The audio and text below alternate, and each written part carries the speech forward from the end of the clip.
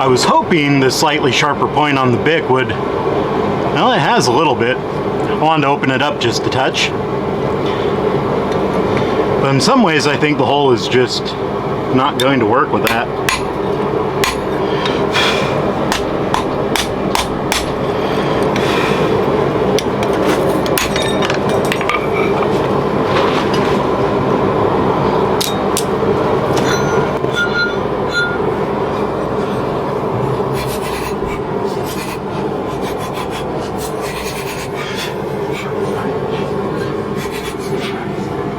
In addition to testing this for fit, I also filed most of the cracks off the front. You can still see, I believe, that little bit of a line.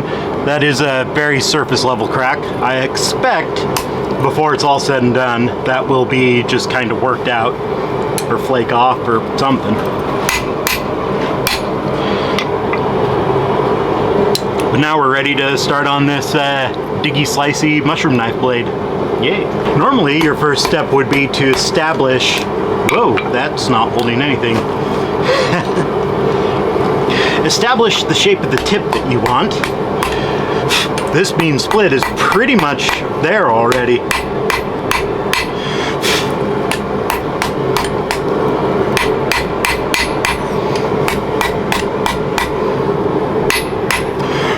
So I'm going to want something like that, but not quite.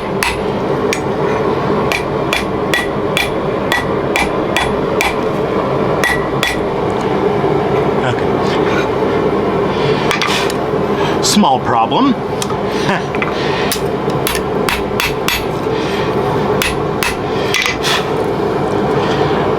What I was doing there, trying to knock it over the horn of the anvil, is to make what you call a counter bend. As I'm working on this, since it's going to be a single edge blade, I'm going to be thinning out this portion, which will push it the other way. And if I just left it as it was and start out straight, and it would curve. So you curve it the other way so that when it straightens out, or when it thins out and pushes it the other way, it comes back straight. The problem is this little ring right here, that is bending instead of the blade. Yeah, I did not think about that, and that is probably going to be a great big problem for me.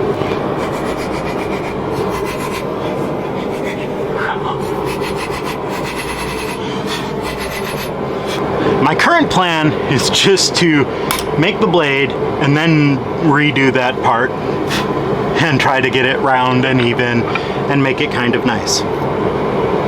That's the best I can think of.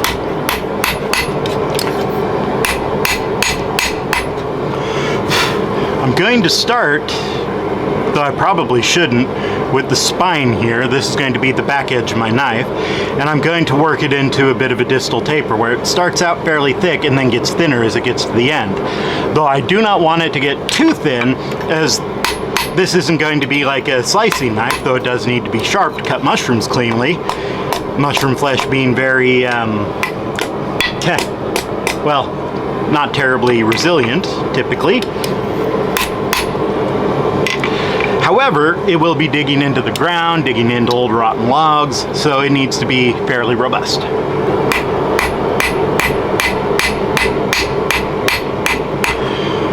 Heck, doing this too will help kind of round the blade in the opposite direction.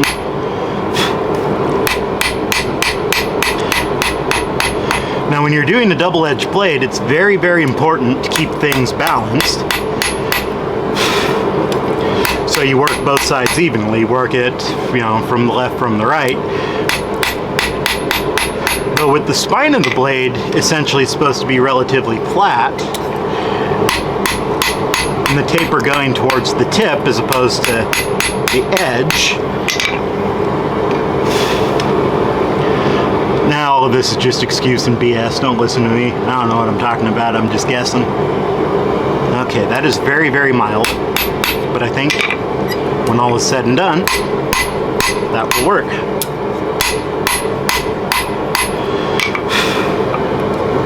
And now we get into the scary part. Scary mostly because I'm not 100% sure how I'm going to hold this, though I think I just figured that out. Okay, onward.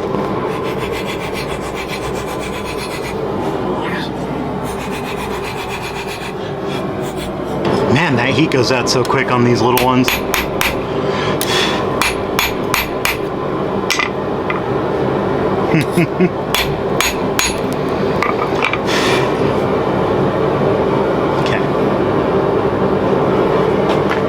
If I did that, would it just mangle the whole thing? Probably. Yeah.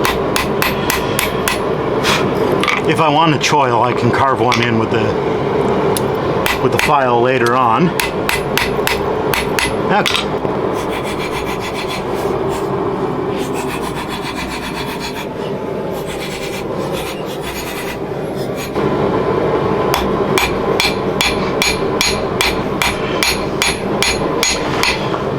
Theoretically, each pass, once you get your initial edge where you want it, should go a little bit farther back and a little bit farther back. So you get your bevel deeper and deeper down the knife blade.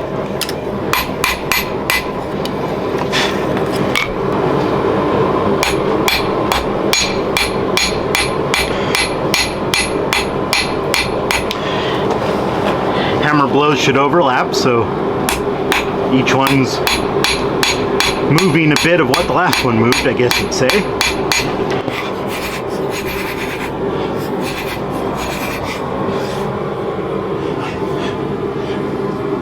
So here I'm looking at the edge of the blade and I see that it's laid off to the side a bit.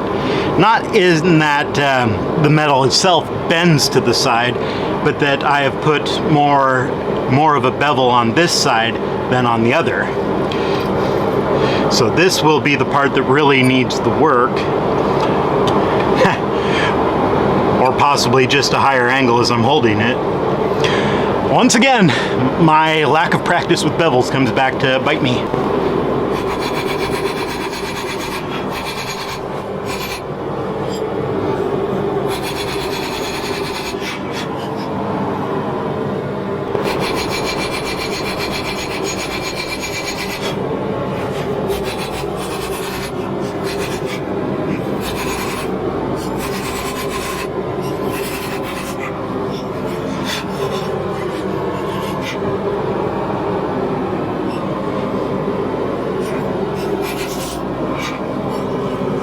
It is very hard to tell with the angle here, and little things like that little bump out and this little bump in.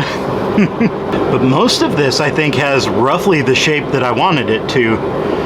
I need to do a little work down near the end, and a lot of the problem we're having will be filed out, especially if I put in a little clip point on the end as I was sort of thinking originally. Though I might have made it a little too thin to make a proper clip point. Might just have to, you know, sand that out, grind it out. And probably the line of it kind of goes like so. I want to push this back up so it goes a little more straight back like that. That will help also with the shape of it. All right, too much talk.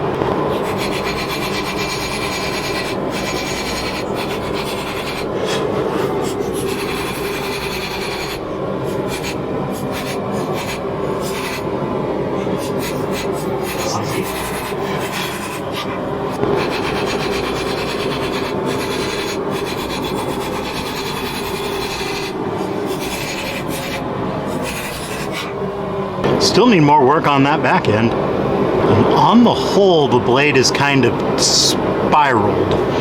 So that's going to be fun.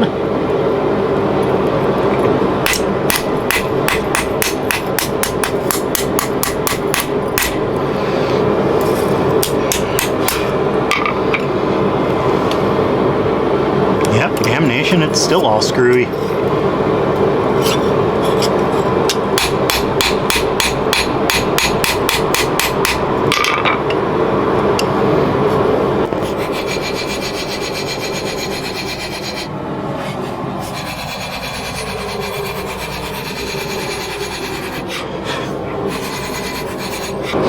Basically, despite trying to make a double beveled knife, a knife that bevels from each side, I essentially made it chisel edged, where it only properly bevels from one side.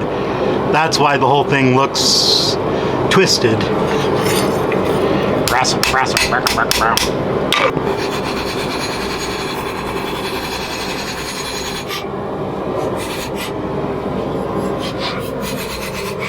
Well, it is down to a point that I think I can carve a functional knife out of there, assuming I don't mess up the heat treat or anything else.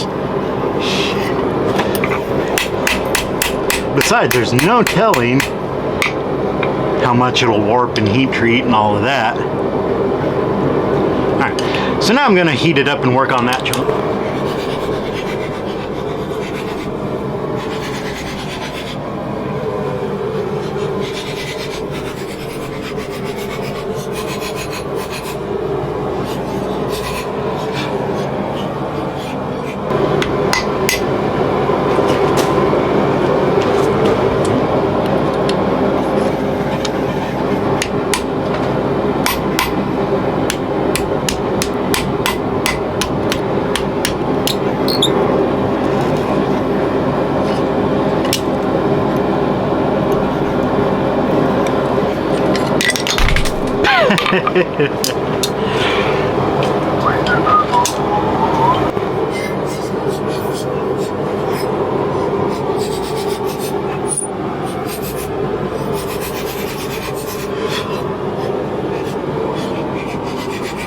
Okay, I think that's just going to take a little precision hammering, which of course is my forte, in case you couldn't tell.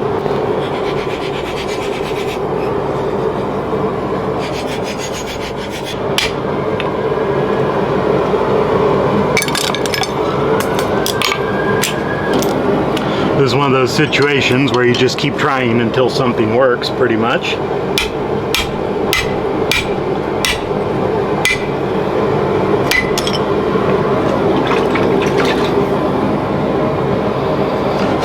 Well, it's bigger and square now.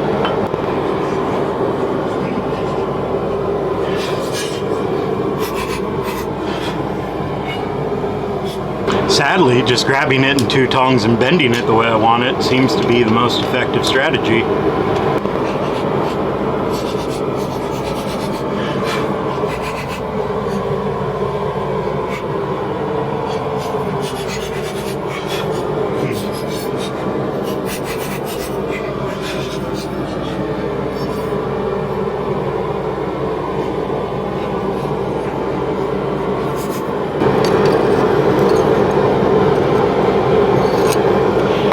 Winner, chicken dinner, maybe.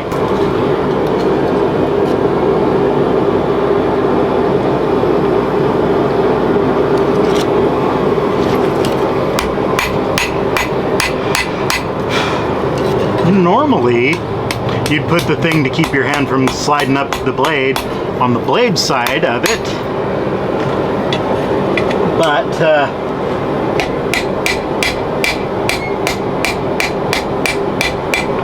hell, I'm gonna take it.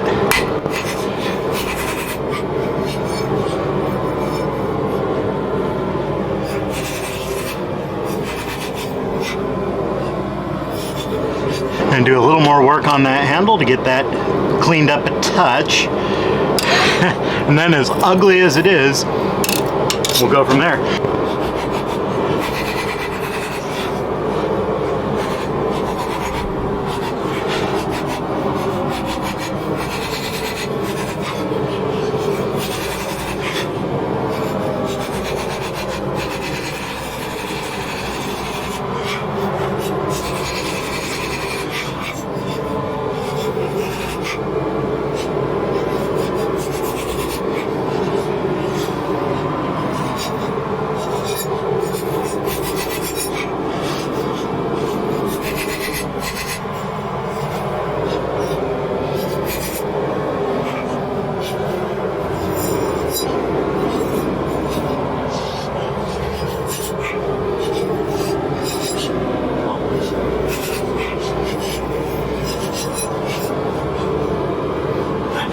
Ugly as that is, it's roughly the shape of a knife. It's not quite exactly what I was aiming for, but I believe it will work. So I'm going to tuck this back in the forge, get this annealed, and yeah, tomorrow we will see you down at the grinder and we'll do a little cleanup on this. See if we can't make it a little prettier than it is right now. Though, to be fair, that won't take very much. So here we are again. We have our malformed, slightly off kilter, ugly little knife blank. I thought I would try something a little different as far as editing goes. I'm going to explain a little bit what I'm planning to do and then do it fast forward underneath the explanation, and hopefully that actually works. I'm gonna knock off this little bump here and work on getting the shape of the blade mostly. I'm using my 36 grit roughest belt that I have to knock off all this scale and get some of the basic shaping done. I'm planning on running it relatively slow in an effort to not take off too much too fast, since this is comparatively thin with a lot of the things that I make, especially on the blade here. Part of me is kicking myself as I forged the blade down pretty thin, thinking, well, the more I forge it out, the less grinding I'll have to do. Now, on one hand, that's a good idea. On the other hand, as you heat it, especially in a nice propane forge, it tends to burn off a lot of the carbon in the steel, a process they call decarburization. And that means that the metal on the top layers loses a lot of its ability to be hardened, and it essentially just becomes like mild steel. So I kind of need to grind that off if I want this to be hardened at all. Now, the problem with that is that it's very thin, so by the time I grind that off, I might only have a penknife left. But I suppose we will see what we end up with. We'll go from there. Wish me luck. So with the rough grind done, I have basically the shape of it. I've gotten it more or less where I want it. I'm hoping it'll be enough. I still have some ugly spots like here. This is below. It's kind of a dip in the steel from where I was hammering too much, I suppose. It would really take a lot of careful work on the bottom wheel there to try to get it. Same with over here, some of this. I'm completely leaving the insides for now. I'll get those later with the Dremel and probably clean up some of these little shoulders. But I think it's time to start moving up the grits. Oh, I got most of that crack out. It was much deeper than I thought, but short of completely cutting it, is you can see it's very, very thin along that edge now. It's pretty much stuck there. Hopefully that won't present a problem in the heat treat. And with that, all of the roughing out should be done. The 120 and 220 grit belts will just polish it up a little bit. Bring it from this kind of rough brush steel to a more softer brush steel. I don't know, a little bit nicer.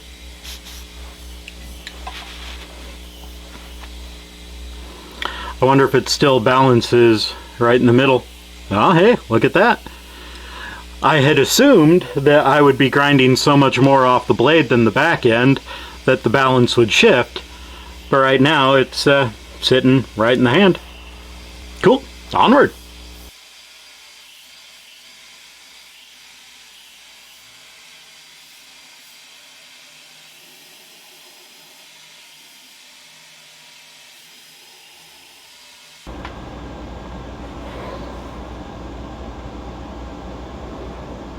Knife shark, knife shark.